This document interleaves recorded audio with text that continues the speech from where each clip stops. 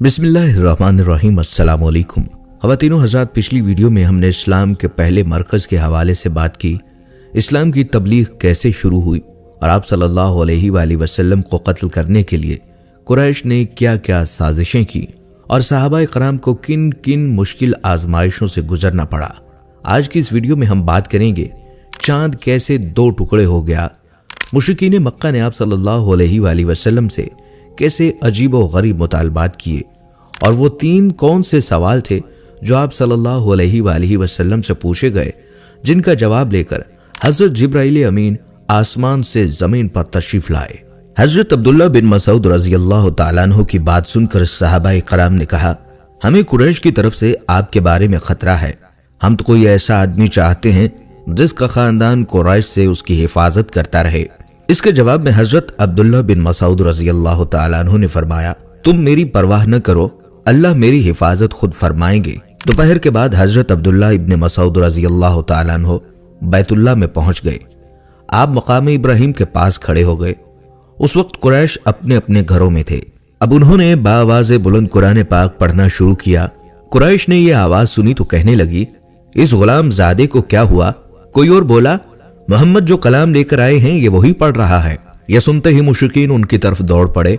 अब्दुल्ला बिन मसूद रज़ियल्लाहु ताला अन्हु चोटें खाते रहे और कुरान पाक पढ़ते रहे, यहां तक कि उन्होंने सूरत का ज्यादातर हिस्सा तिलावत कर डाला। इसके बाद वहां से अपने साथियों के पास आ गए। उनका चेहरा इस वक्त लहू लुहान हो चुका था। उनकी ये हालत देखकर मुसलमान बोल उठे, हमें तुम्हारी तरफ से इसी बात का खतरा था। हजरत अब्दुल्ला बिन मसूद रज़ियल्लाहु ताला अन्हु ने फरमाया, अल्लाह की कसम, अल्लाह के दुश्मनों को मैंने अपने लिए आज से ज्यादा हल्का और कमजोर कभी नहीं पाया। अगर तुम लोग कहो तो मैं कल फिर उनके सामने जाकर कुरान पढ़ सकता हूं। इस पर मुसलमान बोले, नहीं, वो लोग जिस चीज को नापसंद करते हैं आप उन्हें वो काफी सुनाए हैं। कुफार का ये जुल्म सितम जारी रहा। ऐसे में एक दिन हजूर सल्लल्लाहु अलैहि वसल्लम सफा की पहाड़ी के पास मौजूद थे। अबू जहल आपके पास से गुजरा। उसने आप सल्लल्लाहु अलैहि वसल्लम को देख लिया और लगा गालियां देने। उसने आप सल्लल्लाहु अलैहि वसल्लम के सर पर मट्टी भी फेंकी। अब्दुल्ला बिन जदान की बांदी ने यह मंजर देखा। फिर अबू जहल आपके पास से चलकर हरम में दाखिल हुआ। वहां मुशरिकीन जमा थे। वो उनके सामने अपना कारनामा बयान करने लगा। उसी वक्त आपके चचा हजरत हमजा रज़ियल्लाहु ताला अन्हु हरम में दाखिल हुए। ये इस वक्त तक मुसलमान नहीं हुए थे। तलवार उनकी कमर से लटक रही थी। वो उस वक्त शिकार से वापस आ रहे थे।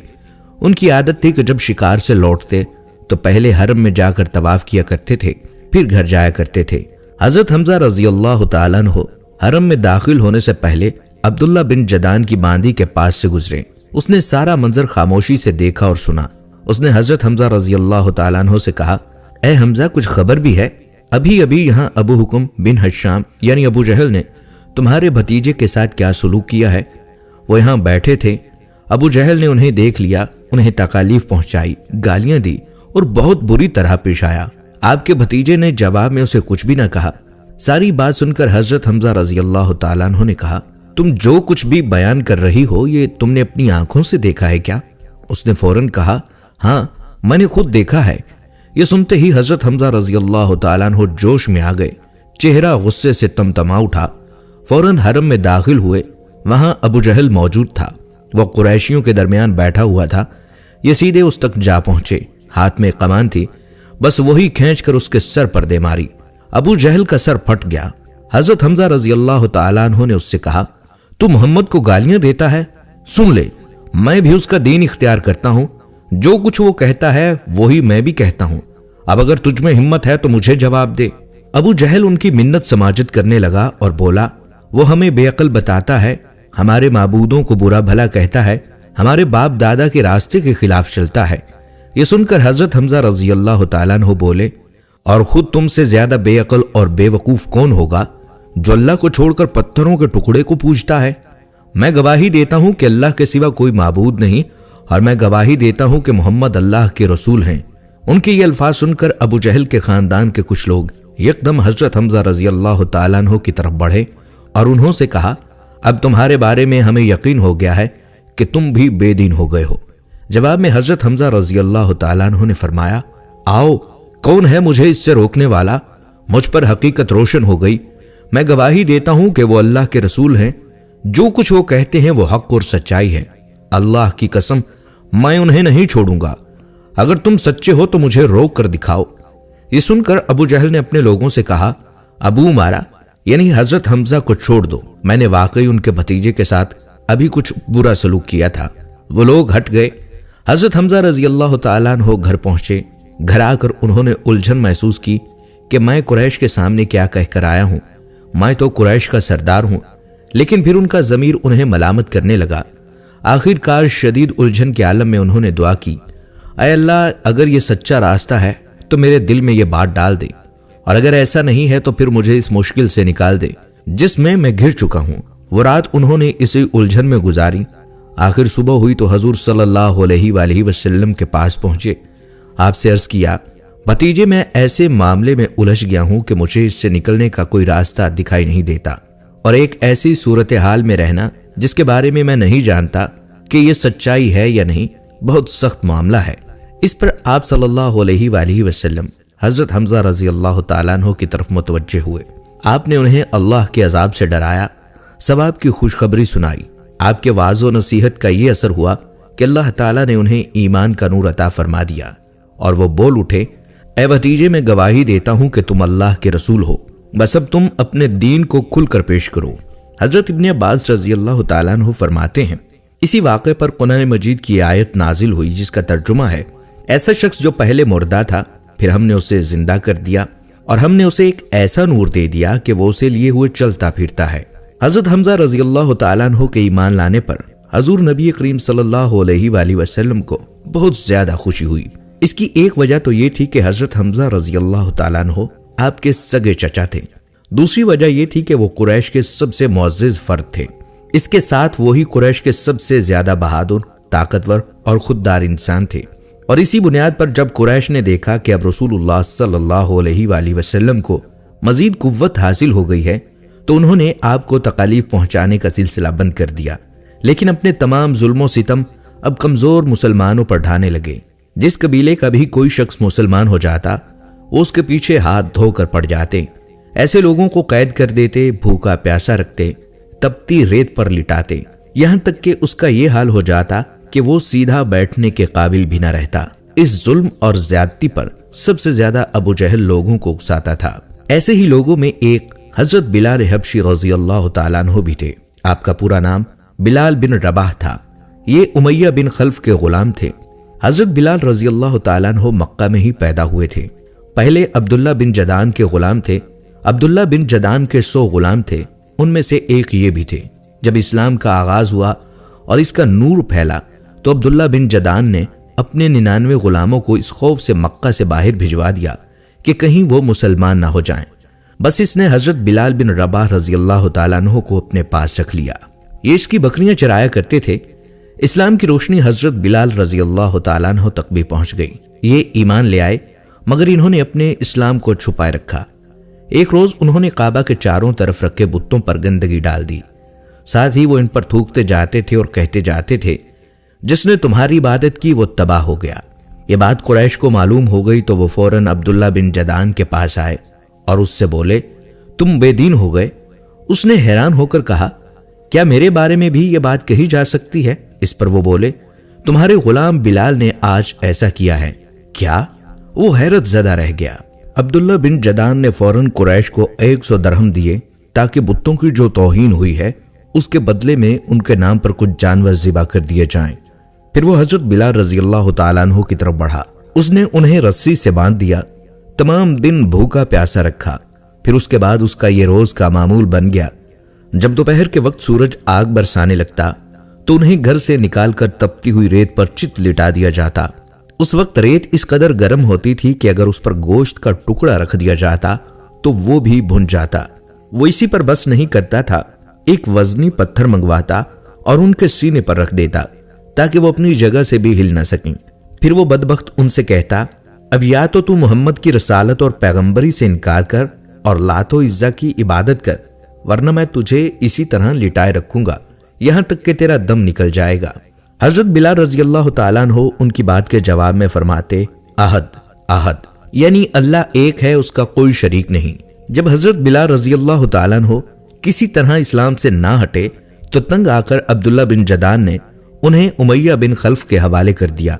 اب یہ شخص ان پر اس سے بھی زیادہ ظلم و ستم ڈھانے لگا۔ ایک روز انہیں اسی قسم کی خوفناک سزائیں دی جا رہی تھی کہ نبی صلی اللہ علیہ وآلہ وسلم اس طرف سے گزرے۔ حضرت بلال رضی اللہ تعالیٰ عنہ درد کی شدت میں بھی آہد پکار رہے تھے۔ آپ نے انہیں اس حالت میں دیکھ کر فرمایا، بلال تمہیں عہد ہی نجات دلائے گا۔ پھر ایک روز حضرت ابوبکر صدیق رضی اللہ تعالیٰ عنہ اس طرف سے گزرے۔ امیہ بن خلف نے انہیں گرم ریت پر لٹا رکھا تھا، سینے پر ایک بھاری پتھر رکھا ہوا تھا۔ انہوں نے یہ دردناک منظر دیکھ کر امیہ بن خلف سے کہا، کیا اس مسکین کے بارے میں تمہیں اللہ کا خوف نہیں آتا؟ آخر کب تک تم اسے عذاب دیتے رہو گے؟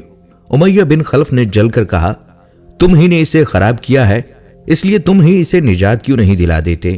اس کی بات سن کر حضرت ابوبکر صدیق رضی اللہ تعالیٰ عنہ بولے، میرے پاس بھی ایک حبشی غلام ہے، وہ اس سے زیادہ طاقتور ہے اور تمہارے ہی دین پر ہے، میں ان کے بدلے تمہیں وہ دے سکتا ہوں۔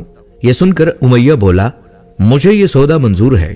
یہ سنتے ہی ابوبکر صدیق رضی اللہ تعالیٰ عنہ نے اپنا حبشی غلام اس کے حوالے کر دیا اور اس کے بدلے میں حضرت بلال رضی اللہ تعالیٰ عنہ کو لے لیا اور انہیں آزاد کر دیا۔ سبحان اللہ، کیا خوب سودا ہوا۔ یہاں یہ بات جان لینی چاہیے کہ حضرت ابوبکر رضی اللہ تعالیٰ عنہ کا حبشی غلام دنیا کے لحاظ سے بہت زیادہ قیمتی تھا۔ یہ بھی کہا جاتا ہے کہ امیہ بن خلف نے غلام کے ساتھ 10 اوقیہ سونا بھی طلب کیا تھا اور حضرت ابوبکر صدیق رضی اللہ تعالیٰ عنہ نے اس کا یہ مطالبہ بھی مان لیا تھا۔ چنانچہ آپ نے اسے ایک یمنی چادر اور کچھ سونا دیا تھا۔ ساتھ ہی آپ نے امیہ بن خلف سے فرمایا تھا، اگر تم مجھے 100 اوقیہ سونا بھی طلب کرتے تو میں تمہیں وہ بھی دے دیتا۔ حضرت بلال رضی اللہ تعالیٰ عنہ کے علاوہ حضرت ابوبکر صدیق رضی اللہ تعالیٰ عنہ نے اور بھی بہت سے غلام مسلمانوں کو خرید کر آزاد فرمایا۔ یہ وہ مسلمان غلام تھے جنہیں اللہ کا نام لینے کی وجہ سے ظلم کا نشانہ بنایا جاتا رہا تھا۔ ان میں ایک حضرت بلال رضی اللہ تعالیٰ عنہ کی والدہ حمامہ رضی اللہ تعالیٰ عنہ تھی، ایک عامر بن فہیرہ رضی اللہ تعالیٰ عنہ تھے۔ انہیں اللہ کا نام لینے پر بڑے بڑے سخت عذاب دیے جاتے تھے۔ یہ قبیلہ بنی تیم کے ایک شخص کے غلام تھے، وہ حضرت ابوبکر صدیق رضی اللہ تعالیٰ عنہ کا رشتہ دار تھا۔ آپ نے اپنے رشتہ دار سے خرید کر انہیں بھی آزاد فرمایا۔ پھر ایک صاحب ابو فقیہ رضی اللہ تعالیٰ عنہ تھے، یہ صفوان بن امیہ رضی اللہ تعالیٰ عنہ کے غلام تھے۔ یہ حضرت بلال رضی اللہ تعالیٰ عنہ کے ساتھ ہی مسلمان ہوئے تھے۔ صفوان بن امیہ رضی اللہ تعالیٰ عنہ بھی ابتدا میں مسلمانوں کے سخت خلاف تھے۔ وہ فتح مکہ کے بعد اسلام لائے تھے۔ ایک روز انہوں نے ابو فقیہ رضی اللہ تعالیٰ عنہ کو گرم ریت پر لٹا رکھا تھا۔ ایسے میں حضرت ابوبکر صدیق رضی اللہ تعالیٰ عنہ اس طرف سے گزرے۔ اس وقت صفوان بن امیہ رضی اللہ تعالیٰ عنہ یہ الفاظ کہہ رہے تھے، اسے ابھی اور عذاب دو، یہاں تک کہ محمد آ کر اسے اپنے جادو سے نجات دلائیں۔ حضرت ابوبکر صدیق رضی اللہ تعالیٰ عنہ نے اسی وقت صفوان بن امیہ رضی اللہ تعالیٰ عنہ سے انہیں خرید کر آزاد کر دیا۔ اسی طرح زنیرہ رضی اللہ تعالیٰ عنہ نامی ایک عورت کو مسلمان ہونے کی بنیاد پر اس قدر خوفناک سزائیں دی گئیں کہ وہ بیچاری اندھی ہو گئیں۔ ایک روز ابو جہل نے ان سے کہا، جو کچھ تجھ پر بیت رہی ہے یہ سب لات و عزہ کر رہے ہیں۔ یہ سنتے ہی زنیرہ رضی اللہ تعالیٰ عنہ نے کہا، ہرگز نہیں، اللہ کی قسم، لات اور عزہ نہ کوئی نفع پہنچا سکتے ہیں نہ کوئی نقصان۔ یہ جو کچھ ہو رہا ہے آسمان والے کی مرضی سے ہو رہا ہے۔ میرے پروردگار کو یہ بھی قدرت ہے کہ وہ مجھے میری آنکھوں کی روشنی لوٹا دے۔ دوسرے دن وہ صبح اٹھیں تو ان کی آنکھوں کی روشنی اللہ تعالیٰ نے انہیں لوٹا دی تھی۔ اس بات کا جب کافروں کو پتہ چلا تو وہ بول اٹھے، یہ محمد کی جادوگری ہے۔ حضرت ابوبکر صدیق رضی اللہ تعالیٰ عنہ نے انہیں بھی خرید کر آزاد کر دیا۔ اسی طرح نہدیہ نام کی ایک باندی تھی، ان کی ایک بیٹی بھی تھی، دونوں ولید بن مغیرہ کی باندیاں تھیں۔ انہیں بھی حضرت ابوبکر صدیق رضی اللہ تعالیٰ عنہ نے آزاد کر دیا تھا۔ عامر بن فہیرہ کی بہن اور ان کی والدہ بھی ایمان لے آئی تھی۔ حضرت عمر رضی اللہ تعالیٰ عنہ کے مسلمان ہونے سے پہلے ان کی باندیاں تھیں۔ حضرت ابوبکر صدیق رضی اللہ تعالیٰ عنہ نے ان دونوں کو بھی خرید کر آزاد کر دیا۔ ایمان لانے والے جن لوگوں پر ظلم ڈھائے گئے ان میں سے ایک حضرت خباب رضی اللہ تعالیٰ عنہ بھی ہیں۔ کافروں نے انہیں اسلام سے پھیرنے کی بہت کوششیں کی مگر یہ ثابت قدم رہے۔ انہیں جاہلیت کے زمانے میں گرفتار کیا گیا تھا، پھر انہیں ایک عورت ام انمار نے خرید لیا۔ یہ ایک لوہار تھے۔ نبی کریم صلی اللہ علیہ وآلہ وسلم ان کی دلجوئی فرماتے تھے، ان کے پاس تشریف لے کر جایا کرتے تھے۔ جب یہ مسلمان ہو گئے تو ام انمار کو یہ بات معلوم ہو گئی۔ اس نے انہیں بہت خوفناک سزائیں دی۔ وہ لوہے کا کڑا لے کر آگ میں گرم کرتی، خوب سرخ کرتی، پھر اس کو حضرت خباب رضی اللہ تعالیٰ عنہ کے سر پر رکھ دیا کرتی۔ آخر حضرت خباب رضی اللہ تعالیٰ عنہ نے آپ صلی اللہ علیہ وآلہ وسلم سے اپنی مصیبت کا ذکر کیا تو آپ نے ان کے لیے دعا فرمائی۔ نبی اکرم صلی اللہ علیہ وآلہ وسلم کی دعا کے فوراً بعد اس عورت کے سر میں شدید درد شروع ہو گیا۔ اس طرح وہ کتوں کی طرح بھونکتی تھی۔ آخر کسی نے اسے علاج بتایا کہ وہ لوہا تپا کر سر پر رکھوائے۔ اس نے یہ کام حضرت خباب رضی اللہ تعالیٰ عنہ کے ذمے لگایا۔ اب آپ وہ ہلکا خوب گرم کر کے اس کے سر پر رکھا کرتے۔ حضرت خباب رضی اللہ تعالیٰ عنہ فرماتے ہیں کہ ایک روز نبی کریم صلی اللہ علیہ وآلہ وسلم کی خدمت میں گیا، اور یہ وہ زمانہ تھا جب ہم پر خوب ظلم کیا جاتا تھا۔ میں نے آپ صلی اللہ علیہ وآلہ وسلم سے عرض کیا، اے اللہ کے رسول، کیا آپ ہمارے لیے دعا نہیں فرماتے؟ میری یہ الفاظ سنتے ہی آپ سیدھے ہو کر بیٹھ گئے۔ آپ کا چہرہ مبارک سرخ ہو گیا۔ پھر آپ صلی اللہ علیہ وآلہ وسلم نے فرمایا، تم سے پہلی امت کے لوگوں کو اپنے دین کے لیے کہیں زیادہ عذاب برداشت کرنا پڑے۔ ان کے جسم پر لوہے کی کنگھیاں کی جاتی تھیں جن سے ان کی کھال اور ہڈیاں الگ ہو جاتی، مگر یہ تکالیف بھی ان کو دین سے نہ ہٹا سکیں۔ ان کے سروں پر آرے چلا کر جسم کے 2 ٹکڑے کر دیے جاتے، مگر وہ اپنا دین چھوڑنے پر تیار نہ ہوئے۔ اس دین اسلام کو اللہ اسی طرح پھیلائے گا کہ ثنا کے مقام سے خضر موت جانے والے سوار کو سوائے اللہ کے کسی کا خوف نہیں ہوگا، یہاں تک کہ چرواہے کو اپنی بکریوں سے متعلق بھیڑیوں کا ڈر نہ ہوگا۔ حضرت خباب رضی اللہ تعالیٰ عنہ فرماتے ہیں، ایک دن میرے لیے آگ دہکائی گئی، پھر وہ آگ میری کمر پر رکھ دی گئی، اور پھر اس کو اس وقت تک نہ ہٹایا گیا جب تک کہ آگ سے میری کمر کی چربی نہ بجھ گئی۔ ایسے ہی لوگوں میں حضرت عمار بن یاسر رضی اللہ تعالیٰ عنہ بھی تھے۔ حضرت عمار بن یاسر رضی اللہ تعالیٰ عنہ کو ان سے دین سے پھیرنے کے لیے مشرکوں نے طرح طرح کے ظلم کیے، آگ سے جلا جلا کر عذاب دیے، مگر وہ دین محمد پر قائم رہے۔ علامہ ابن جوزی رحمۃ اللہ علیہ لکھتے ہیں، ایک مرتبہ آپ صلی اللہ علیہ وآلہ وسلم اس طرف تشریف لے جا رہے تھے۔ اس وقت حضرت عمار رضی اللہ تعالیٰ عنہ کو آگ سے جلا جلا کر تکلیف پہنچائی جا رہی تھی۔ ان کی کمر پر جلنے کی وجہ سے کوڑ جیسے سفید داغ پڑ گئے تھے۔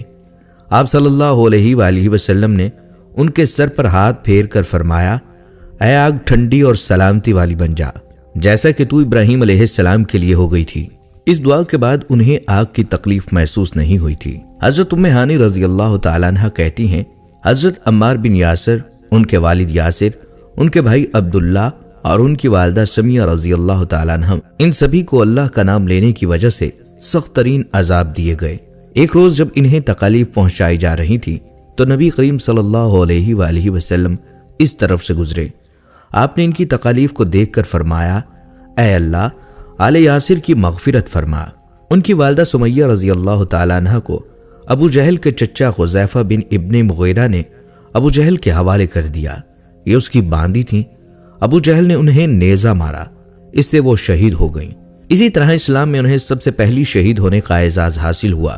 آخر انہی مظالم کی وجہ سے حضرت عمار رضی اللہ تعالیٰ عنہ کے والد یاسر رضی اللہ تعالیٰ عنہ بھی شہید ہو گئے۔ اپنی مظالم اور بدترین حرکات کے ساتھ ساتھ یہ لوگ حضور صلی اللہ علیہ وآلہ وسلم سے بھی معجزات کا مطالبہ کرتے رہتے تھے۔ ایک روز ابو جہل دوسرے سرداروں کے ساتھ آپ صلی اللہ علیہ وآلہ وسلم کے پاس آیا اور بولا، اے محمد، اگر تم سچے ہو تو ہمیں چاند کے 2 ٹکڑے کر کے دکھاؤ، وہ بھی اس طرح کہ ایک ٹکڑا ابو قبیس پہاڑ پر نظر آئے اور دوسرا قیقان پہاڑ پر نظر آئے۔ مطلب یہ تھا کہ دونوں ٹکڑے کافی فاصلے پر ہوں تاکہ اس کے 2 ٹکڑے ہونے میں کوئی شک نہ رہ جائے۔ اس روز مہینے کی 14ویں تاریخ تھی، چاند پورا تھا۔ آپ صلی اللہ علیہ وآلہ وسلم نے ان کی عجیب فرمائش سن کر فرمایا، اگر میں ایسا کر دکھاؤں تو کیا تم ایمان لے آؤ گے؟ انہوں نے ایک زبان ہو کر کہا، بالکل، ہم ایمان لے آئیں گے۔ آپ صلی اللہ علیہ وآلہ وسلم نے اللہ تعالیٰ سے دعا فرمائی کہ آپ کے ہاتھ سے ایسا ہو جائے۔ چنانچہ چاند فوراً 2 ٹکڑے ہو گیا۔ اس کا ایک ٹکڑا ایک پہاڑ پر نظر آیا اور دوسرا دوسرے پہاڑ پر۔ اس وقت نبی اکرم صلی اللہ علیہ وآلہ وسلم نے ارشاد فرمایا، لو اب گواہی دو ان کے دلوں پر تو قفل پڑے تھے۔ کہنے لگے محمد نے ہم لوگوں کی آنکھوں پر جادو کیا ہے۔ کچھ نے کہا کہ محمد نے چاند پر جادو کر دیا ہے، مگر ان کے جادو کا اثر ساری دنیا کے لوگوں پر نہیں ہو سکتا۔ مطلب یہ تھا کہ ہر جگہ کے لوگ چاند کو 2 ٹکڑے نہیں دیکھ سکتے۔ اب انہوں نے کہا ہم دوسرے شہروں سے آنے والے لوگوں سے یہ بات پوچھیں گے۔ چنانچہ جب مکہ میں دوسرے شہروں کے لوگ داخل ہوئے تو انہوں نے چاند کے بارے میں ان سے پوچھا۔ آنے والے سب لوگوں نے یہی کہا، ہاں ہاں ہم نے بھی چاند کو 2 ٹکڑے ہوتے دیکھا ہے۔ یہ سنتے ہی مشرک بول اٹھے، بس پھر تو یہ عام جادو ہے، اس کا اثر سب پر ہوا ہے۔ کچھ نے کہا یہ ایک ایسا جادو ہے جس سے جادوگر بھی متاثر ہوئے ہیں، یعنی جادوگروں کو بھی چاند 2 ٹکڑے نظر آیا ہے۔ اس پر اللہ تعالیٰ نے سورہ قمر کی آیت نازل فرمائی جس کا ترجمہ ہے قیامت نزدیک آن پہنچی اور چاند شق ہو گیا، اور یہ لوگ کوئی معجزہ دیکھتے ہیں تو ٹال دیتے ہیں اور کہتے ہیں یہ جادو ہے جو بھی ختم ہو جائے گا۔ مختلف قوموں کی تاریخ سے یہ بات ثابت ہوتی ہے کہ چاند کا 2 ٹکڑے ہونا صرف مکہ میں نظر نہیں آیا بلکہ دوسرے ملکوں میں بھی اس کا مشاہدہ کیا گیا تھا۔ اسی طرح ایک دن مشرکین نے کہا اگر آپ واقعی نبی ہیں تو ان پہاڑوں کو ہٹا دیجئے جن کی وجہ سے ہمارا شہر تنگ ہو رہا ہے، تاکہ ہماری آبادیاں پھیل کر بس جائیں، اور اپنے رب سے کہہ دو کہ ایسی نہریں جاری کر دیں جیسی شام اور عراق میں ہیں، اور ہمارے باپ داداؤں کو دوبارہ زندہ کر کے دکھائیں، اور ان دوبارہ زندہ ہونے والوں میں قصہ بن کلاب ضرور ہو، اس لیے کہ وہ نہایت دانا اور عقل مند بزرگ تھا۔ ہم اس سے پوچھیں گے کہ آپ جو کہتے ہیں سچ ہے یا جھوٹ۔ اگر ہمارے ان بزرگوں نے آپ کی تصدیق کر دی اور آپ نے ہمارے یہ مطالبے پورے کر دیے تو ہم آپ کی نبوت کا اقرار کر لیں گے اور جان لیں گے کہ آپ واقعی اللہ کی طرف سے بھیجے ہوئے ہیں، اور اللہ نے آپ کو ہماری طرف رسول بنا کر بھیجا ہے جیسا کہ آپ دعویٰ کرتے ہیں۔ ان کی یہ باتیں سن کر آپ صلی اللہ علیہ وآلہ وسلم نے ارشاد فرمایا مجھے ان باتوں کے لیے تمہاری طرف رسول بنا کر نہیں بھیجا، بلکہ میں تو اس مقصد کے لیے بھیجا گیا ہوں کہ ایک اللہ کی عبادت کرو۔ ایک مشرک کہنے لگا آپ اسی طرح کھانا کھاتے ہیں جس طرح ہم کھاتے ہیں، اسی طرح بازاروں میں چلتے ہیں جس طرح ہم چلتے ہیں، ہماری ہی طرح زندگی کی ضروریات پوری کرتے ہیں، لہٰذا آپ کو کیا حق ہے کہ نبی کہہ کر خود کو نمایاں کریں، اور یہ کہ آپ کے ساتھ کوئی فرشتہ کیوں نہیں اترا جو آپ کی تصدیق کرے۔ اس پر اللہ تعالیٰ نے سورہ فرقان کی آیت نمبر 7 نازل فرمائی جس کا ترجمہ ہے اور یہ کافر لوگ رسول اللہ صلی اللہ علیہ وآلہ وسلم کی نسبت یوں کہتے ہیں کہ اس رسول کو کیا ہو گیا ہے کہ وہ ہماری طرح کھانا کھاتا ہے اور بازاروں میں چلتا پھرتا ہے، اس کے ساتھ کوئی فرشتہ کیوں نہیں بھیجا گیا کہ وہ اس کے ساتھ رہ کر ڈرایا کرتا، اس کے پاس کوئی غیب سے خزانہ آ پڑتا، اس کے پاس کوئی غیبی باغ ہوتا جس سے یہ کھایا کرتا۔ اور ایمان لانے والوں سے یہ ظالم لوگ یہ بھی کہتے ہیں کہ تم ایک بے عقل آدمی کی راہ پر چل پڑے ہو۔ پھر جب انہوں نے یہ کہا کہ اللہ کی ذات اس سے بہت بلند ہے کہ وہ ہم ہی میں سے ایک بندے کو رسول بنا کر بھیجے، تو اس پر اللہ تعالیٰ نے سورہ یونس کی آیت نمبر 2 نازل فرمائی۔ کیا ان مکہ کے لوگوں کو اس بات سے تعجب ہوا کہ ہم نے ان میں سے ایک شخص کے پاس وحی بھیج دی کہ سب آدمیوں کو اللہ کے احکامات کے خلاف چلنے پر ڈرائیں، اور جو ایمان لائے انہیں خوشخبری سنا دیں کہ انہیں اپنے رب کے پاس پہنچ کر پورا رتبہ ملے گا۔ اس کے بعد ان لوگوں نے آپ صلی اللہ علیہ وآلہ وسلم سے کہا ہم پر آسمان کے ٹکڑے ٹکڑے کر کے گرا دو، جیسا کہ تمہارا دعویٰ ہے کہ تمہارا رب جو چاہے کر سکتا ہے۔ ہمیں معلوم ہوا ہے کہ جس رحمان کا تم ذکر کرتے ہو وہ رحمان یمامہ کا ایک شخص ہے، وہ تمہیں یہ باتیں سکھاتا ہے۔ ہم لوگ اللہ کی قسم کبھی رحمان پر ایمان نہیں لائیں گے۔ یہاں رحمان سے مراد ان لوگوں کی مراد یمامہ کے ایک یہودی کاہن سے تھی۔ اس بات کے جواب میں اللہ تعالیٰ نے قرآن مجید کی یہ آیت نازل فرمائی جس کا ترجمہ ہے آپ فرما دیجئے کہ وہی میرا مربی اور نگہبان ہے، اس کے سوا کوئی عبادت کے قابل نہیں، میں نے اسی پر بھروسہ کر لیا ہے اور مجھے اسی کے پاس جانا ہے۔ اس وقت آپ پر رنج اور غم کی کیفیت طاری تھی، آپ کی عین خواہش تھی کہ وہ لوگ ایمان قبول کر لیں، لیکن ایسا نہ ہو سکا، اس لیے غمگین تھے۔ اسی حالت میں آپ وہاں سے اٹھ گئے۔ مشرکین نے اس وقت اور بھی فرمائشیں کی، کبھی وہ کہتے صفا پہاڑ کو سونے کا بنا کر دکھائیں، کبھی کہتے سیڑھی کے ذریعے آسمان پر چڑھ کر دکھائیں اور فرشتوں کے ساتھ واپس آئیں۔ ان کی تمام باتوں کے جواب میں اللہ تعالیٰ نے حضرت جبرائیل علیہ السلام کو آپ کی خدمت میں بھیجا۔ انہوں نے آ کر کہا اے محمد صلی اللہ علیہ وآلہ وسلم، اللہ آپ کو سلام فرماتے ہیں اور فرماتے ہیں اگر آپ چاہیں تو صفا پہاڑ کو سونے کا بنا دیا جائے۔ اسی طرح ان کے جو مطالبات ہیں ان کو بھی پورا کر دیا جائے۔ لیکن اگر اس کے بعد بھی یہ لوگ ایمان نہ لائے تو پھر سابقہ قوموں کی طرح ان پر ہولناک عذاب نازل ہوگا۔ ایسا عذاب آج تک کسی قوم پر نازل نہیں ہوا ہوگا، اور اگر آپ ایسا نہیں چاہتے تو میں ان پر رحمت اور توبہ کا دروازہ کھلا رکھوں گا۔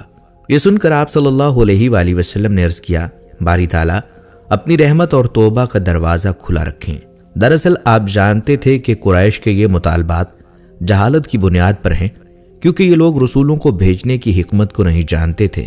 رسولوں کا بھیجا جانا تو دراصل مخلوق کا امتحان ہوتا ہے تاکہ وہ رسولوں کی تصدیق کریں اور رب تعالیٰ کی عبادت کریں۔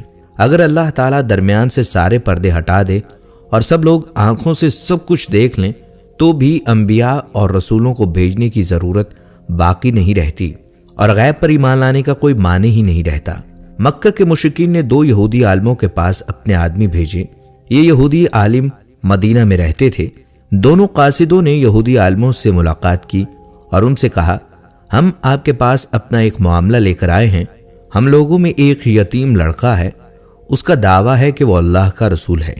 یہ سن کر یہودی عالم بولے، ہمیں اس کا حلیہ بتاؤ۔ قاصدوں نے نبی صلی اللہ علیہ وآلہ وسلم کا حلیہ بتا دیا۔ تب انہوں نے پوچھا، تم لوگوں میں سے کن لوگوں نے ان کی پیروی کی ہے؟ انہوں نے جواب دیا، کم درجے کے لوگوں نے۔ اب انہوں نے کہا، تم جا کر ان سے 3 سوال کرو۔ اگر انہوں نے ان 3 سوالات کے جوابات دے دیے تو وہ اللہ کے نبی ہیں، اور اگر وہ جواب نہ دے سکے تو پھر سمجھ لینا وہ کوئی جھوٹا شخص ہے۔ پہلے ان سے ان نوجوانوں کے بارے میں سوال کرو جو پچھلے زمانے میں کہیں نکل گئے تھے، یعنی اصحاب کہف کے بارے میں پوچھو ان کا واقعہ کیا تھا، اس لیے کہ ان کا واقعہ نہایت عجیب و غریب ہے۔ ہماری پرانی کتابوں کے علاوہ اس واقعے کا ذکر کہیں نہیں ملے گا۔ اگر وہ نبی ہیں تو اللہ کی طرف سے خبر پا کر ان کے بارے میں بتائیں گے، ورنہ نہیں بتا سکیں گے۔ پھر ان سے یہ پوچھنا کہ سکندر ذوالقرنین کون تھا، اس کا کیا قصہ ہے۔ پھر ان سے روح کے بارے میں پوچھنا کہ وہ کیا چیز ہے۔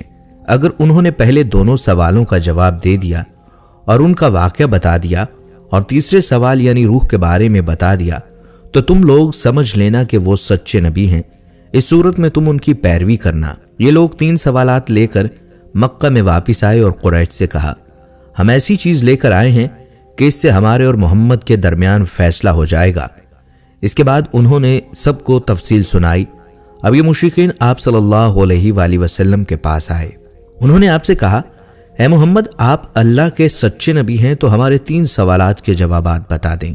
ہمارا پہلا سوال یہ ہے کہ اصحاب کہف کون تھے، دوسرا سوال یہ ہے کہ ذوالقرنین کون تھے، اور تیسرا سوال یہ ہے کہ روح کیا چیز ہے۔ آپ نے ان کے سوالات سن کر فرمایا، میں ان سوالات کے جوابات تمہیں کل دوں گا۔ نبی کریم صلی اللہ علیہ وآلہ وسلم نے اس جملے میں انشاءاللہ نہ فرمایا، یعنی یہ نہ فرمایا انشاءاللہ میں تمہیں کل جواب دوں گا۔ قریش آپ کا جواب سن کر واپس چلے گئے۔ آپ صلی اللہ علیہ وآلہ وسلم وحی کا انتظار کرنے لگے، لیکن وحی نہ آئی۔ دوسرے دن وہ لوگ آ گئے، آپ نے انہیں کوئی جواب نہ دیا۔ وہ لوگ لگے باتیں کرنے۔ ان لوگوں میں ابو لہب کی بیوی ام جمیل بھی تھی۔ اس نے بھی یہ الفاظ کہے، میں دیکھتی ہوں کہ تمہارے مالک نے تمہیں چھوڑ دیا ہے اور تم سے ناراض ہو گیا ہے۔ نبی اکرم صلی اللہ علیہ وآلہ وسلم کو قریش کی یہ باتیں بہت ناگوار گزریں۔ آپ پریشان اور غمگین ہو گئے۔ آخر کار جبرائیل علیہ السلام سورہ کہف لے کر نازل ہوئے۔ اللہ تعالیٰ کی طرف سے آپ کو ہدایت کی گئی، اور آپ کسی کام کی نسبت یوں نہ کہا کیجئے کہ میں اس کو کل کروں گا، مگر اللہ کے چاہنے کو ملا لیا کیجئے، یعنی انشاءاللہ کہا کیجئے۔ آپ بھول جائیں تو اپنے رب کا ذکر کیا کیجئے اور کہہ دیجئے کہ مجھے امید ہے میرا رب مجھے نبوت کی دلیل بننے کے اعتبار سے اس سے بھی نزدیک تر بات بتا دے گا۔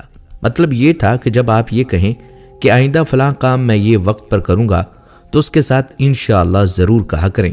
اگر آپ اس وقت اپنی بات کے ساتھ انشاءاللہ ملانا بھول جائیں اور بعد میں یاد آئے تو اس وقت انشاءاللہ کہہ دیا کریں، اس لیے کہ بھول جانے کے بعد یاد آنے پر وہ انشاءاللہ کہہ دینا ایسا ہی ہے جیسا گفتگو کے ساتھ کہہ دینا ہوتا ہے۔ اس موقع پر وحی میں ذرا سی دیر اسی بنا پر ہوئی تھی کہ آپ نے انشاءاللہ نہیں کہا تھا۔ جب جبرائیل علیہ السلام سورہ کہف لے کر آئے تو آپ نے ان سے پوچھا، جبرائیل تم اتنی مدت میرے پاس آنے سے رکے رہے، اس سے تشویش پیدا ہونے لگی تھی۔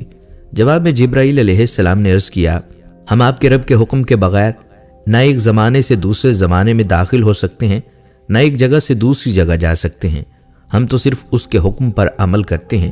اور یہ جو کفار کہہ رہے ہیں کہ آپ کے رب نے آپ کو چھوڑ دیا ہے، تو آپ کے رب نے آپ کو ہرگز نہیں چھوڑا، بلکہ یہ سب اس کی حکمت کے مطابق ہوا ہے۔ پھر حضرت جبرائیل علیہ السلام نے آپ صلی اللہ علیہ وآلہ وسلم کو اصحاب کہف کے بارے میں بتایا، ذوالقرنین کے بارے میں بتایا، اور پھر روح کے بارے میں وضاحت کی۔ اصحاب کہف کی تفسیر ابن کثیر کے مطابق یوں ہے: وہ چند نوجوان تھے، دین حق کی طرف مائل ہو گئے تھے اور راہ ہدایت پر آ گئے تھے۔ یہ نوجوان پرہیزگار تھے، اپنے رب کو معبود مانتے تھے، یعنی توحید کے قائل تھے، ایمان میں روز بروز بڑھ رہے تھے، اور یہ لوگ حضرت عیسیٰ علیہ السلام کے دین پر تھے۔ لیکن بعض روایات سے یہ معلوم ہوتا ہے یہ واقعہ حضرت عیسیٰ علیہ السلام سے پہلے کا ہے، اس لیے سوال یہودیوں نے پوچھے تھے، اور اس کا مطلب یہ تھا کہ یہودیوں کی کتاب میں یہ واقعہ موجود تھا۔ اس سے یہی ثابت ہوا کہ یہ واقعہ حضرت عیسیٰ علیہ السلام سے پہلے کا ہے۔ قوم نے ان کی مخالفت کی، ان لوگوں نے صبر کیا۔ اس زمانے کے بادشاہ کا نام دقیانوس تھا، وہ مشرک تھا، اس نے سب کو شرک پر لگا رکھا تھا، بہت ظالم تھا، لوگوں سے بت پرستی کراتا۔ وہاں سالانہ میلہ لگتا تھا، یہ نوجوان اپنے ماں باپ کے ساتھ اس میلے میں گئے، وہاں انہوں نے بت پرستی ہوتے دیکھی۔ یہ وہاں سے بیزار ہو کر نکل آئے اور سب ایک درخت کے نیچے جمع ہو گئے۔ اس سے پہلے یہ لوگ الگ الگ تھے، ایک دوسرے کو جانتے بھی نہ تھے۔ آپس میں بات چیت شروع ہوئی تو معلوم ہوا یہ سب بت پرستی سے بیزار ہو کر میلے سے چلے آئے ہیں۔ اب یہ آپس میں گھل مل گئے، انہوں نے اللہ کی عبادت کے لیے ایک جگہ مقرر کر لی۔ رفتہ رفتہ مشرک قوم کو ان کے بارے میں پتہ چل گیا، وہ انہیں پکڑ کر بادشاہ کے پاس لے گئے۔ بادشاہ نے ان سے سوالات کیے تو انہوں نے نہایت دلیری سے شرک سے بری ہونے کا اعلان کیا۔ بادشاہ اور درباریوں کو بھی توحید کی دعوت دی۔ انہوں نے صاف کہہ دیا ہمارا رب وہی ہے جو آسمان اور زمین کا خالق ہے، اور یہ ناممکن ہے کہ ہم اس کے سوا کسی اور کی عبادت کریں۔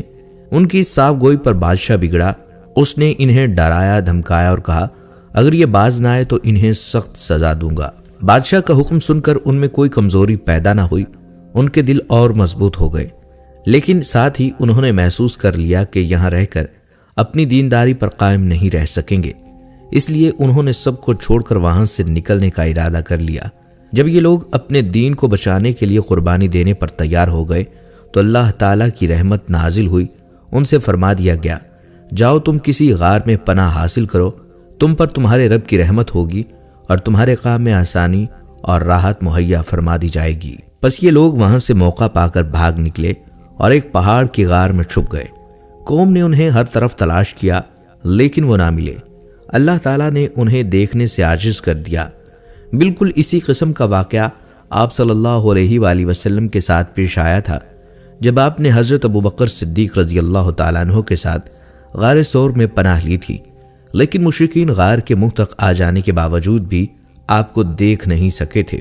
اس واقعے میں بھی چند روایات میں تفصیل اس طرح سے ہے کہ بادشاہ کے آدمیوں نے ان کا تعاقب کیا اور وہ غار تک پہنچ گئے، لیکن غار میں ان لوگوں کو نظر نہیں آئے۔ قرآن کریم کا اعلان ہے کہ اس غار میں صبح و شام دھوپ آتی جاتی ہے۔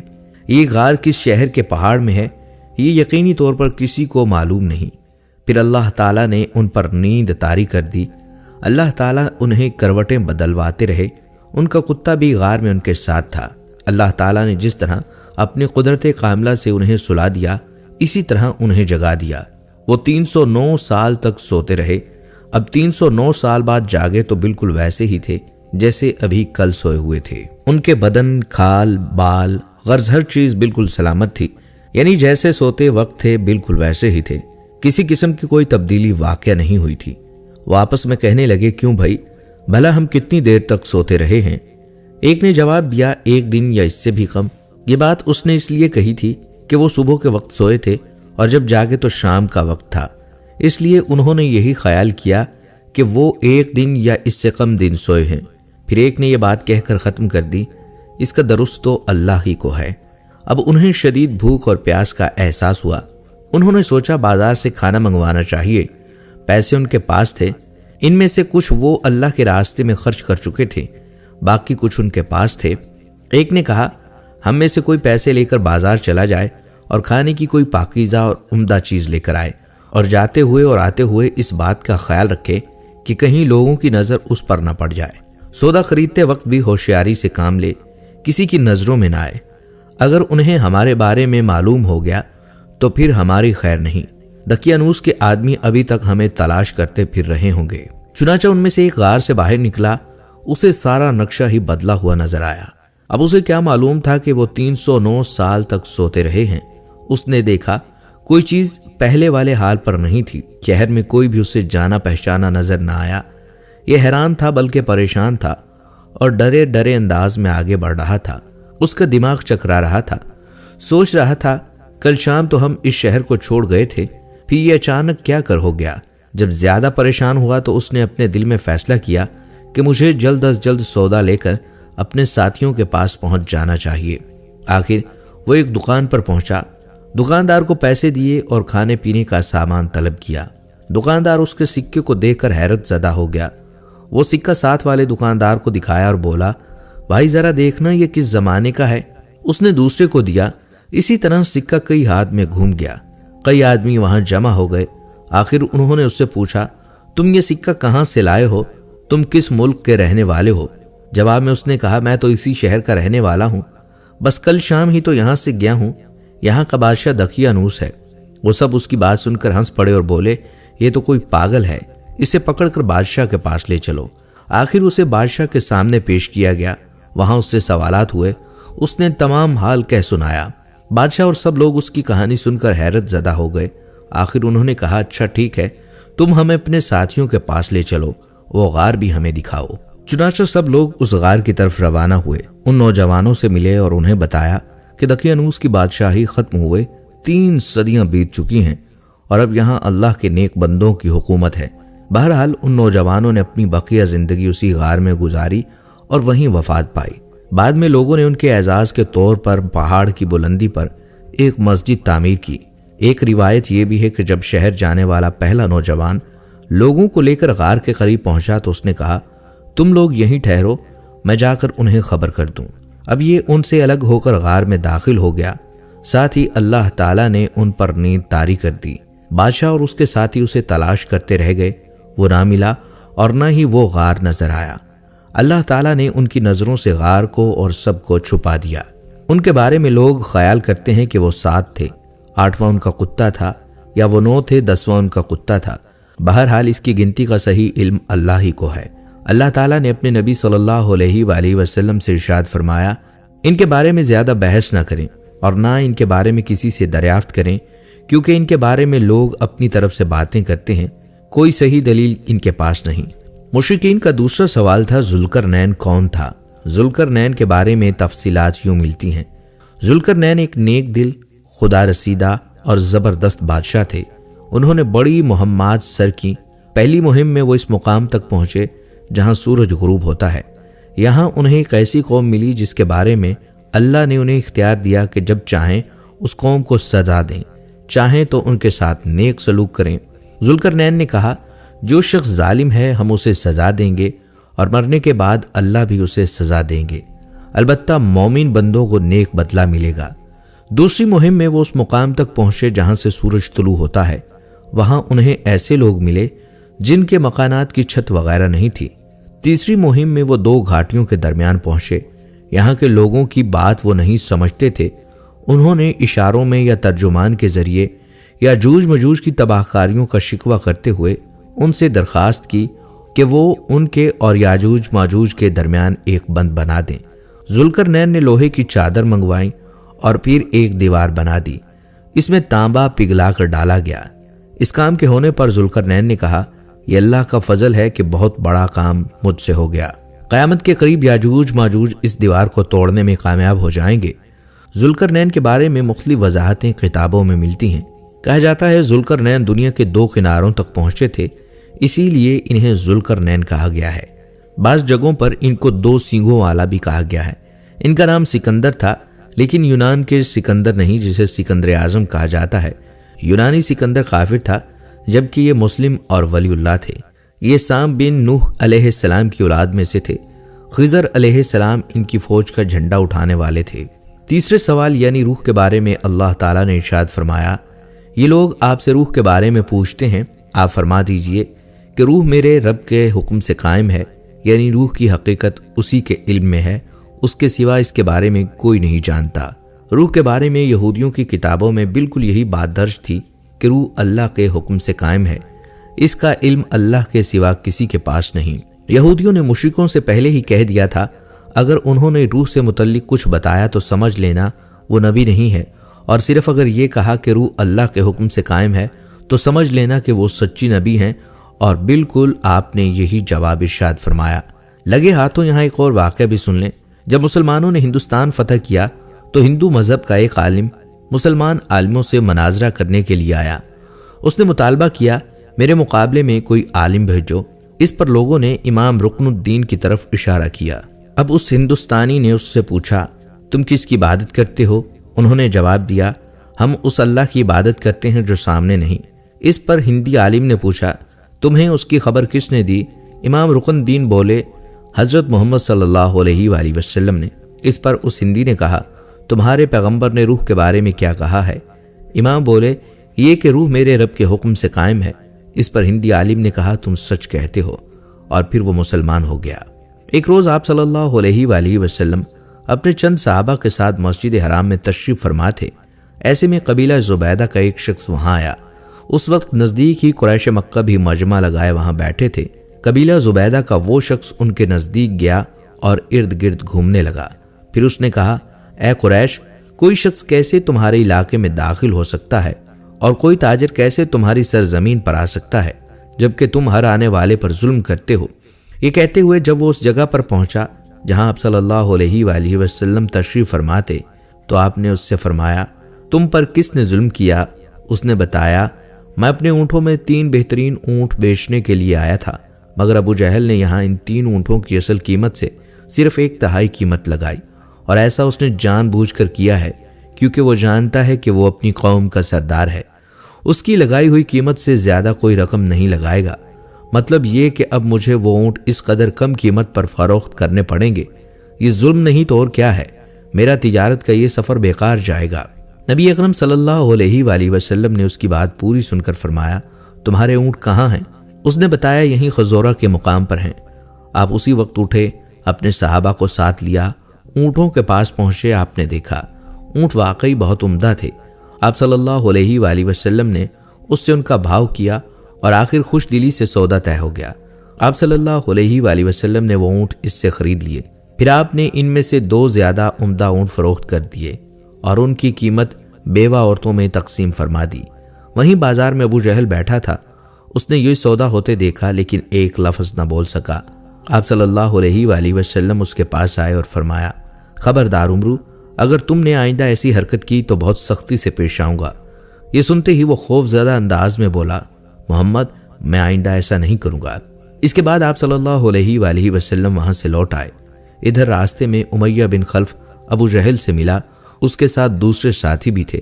ان لوگوں نے ابو جہل سے پوچھا تم تو محمد کے ہاتھوں بہت رسوا ہو کر آ رہے ہو، ایسا معلوم ہوتا ہے کہ یا تو تم ان کی پیروی کرنا چاہتے ہو یا اس سے خوف زدہ ہو گئے ہو۔ اس پر ابو جہل نے کہا ہرگز نہیں، میں ہرگز محمد کی پیروی نہیں کر سکتا۔ میری جو کمزوری تم نے دیکھی ہے اس کی وجہ یہ ہے کہ جب میں نے محمد صلی اللہ علیہ وآلہ وسلم کو دیکھا ان کے دائیں بائیں بہت سارے آدمی نظر آئے، ان کے ہاتھوں میں نیزے اور بھالے تھے اور وہ ان کو میری طرف لہرا رہے تھے۔ اگر میں اس وقت ان کی بات نہ مانتا تو وہ سب مجھ پر ٹوٹ پڑتے۔ ابو جہل ایک یتیم کا سرپرست بنا، پھر اس کا سارا مال غصب کر کے اسے باہر نکال دیا۔ وہ یتیم آپ صلی اللہ علیہ وآلہ وسلم کے پاس ابو جہل کے خلاف فریاد لے کر آیا۔ آپ صلی اللہ علیہ وآلہ وسلم اس یتیم کو لیے ابو جہل کے پاس پہنچے۔ آپ نے فرمایا اس یتیم کا مال واپس کرو۔ ابو جہل نے فوراً مال اس لڑکے کے حوالے کر دیا۔ مشرکین کو یہ بات معلوم ہوئی تو سب حیران ہوئے۔ انہوں نے ابو جہل سے کہا کیا بات ہے، تم اس قدر بزدل کب ہو گئے کہ فوراً ہی مال اس لڑکے کے حوالے کر دیا؟ اس پر اس نے کہا نہیں، تمہیں معلوم نہیں کہ محمد کے دائیں بائیں مجھے بہت خوفناک ہتھیار نظر آئے تھے، میں تو ان سے ڈر گیا تھا۔ اگر میں اس یتیم کا مال نہ لوٹاتا تو وہ ان ہتھیاروں سے مجھے مار ڈالتے۔ قبیلہ خصم کی ایک شاخ راشا تھی، اس کے ایک شخص سے ابو جہل نے کچھ اونٹ خریدے لیکن قیمت ادا نہ کی۔ اس نے قریش کے لوگوں سے فریاد کی۔ ان لوگوں نے آپ صلی اللہ علیہ وآلہ وسلم کا مذاق اڑانے کا پروگرام بنایا۔ انہوں نے اراشی سے کہا تم محمد کے پاس جا کر فریاد کرو۔ ایسا انہوں نے اس لیے کہا تھا کہ ان کا خیال تھا آپ صلی اللہ علیہ وآلہ وسلم ابو جہل کا کچھ نہیں بگاڑ سکتے۔ اراشی آپ صلی اللہ علیہ وآلہ وسلم کی خدمت میں حاضر ہوا۔ آپ نے فوراً اسے ساتھ لیا اور ابو جہل کے مکان پر پہنچ گئے۔ اس کے دروازے پر دستک دی۔ ابو جہل نے اندر سے پوچھا کون؟ آپ نے فرمایا محمد۔ ابو جہل فوراً باہر نکل کر آیا۔ آپ کا نام سنتے ہی اس کا چہرہ زرد پڑ چکا تھا۔ آپ نے اس سے فرمایا اس شخص کا حق فوراً ادا کرو۔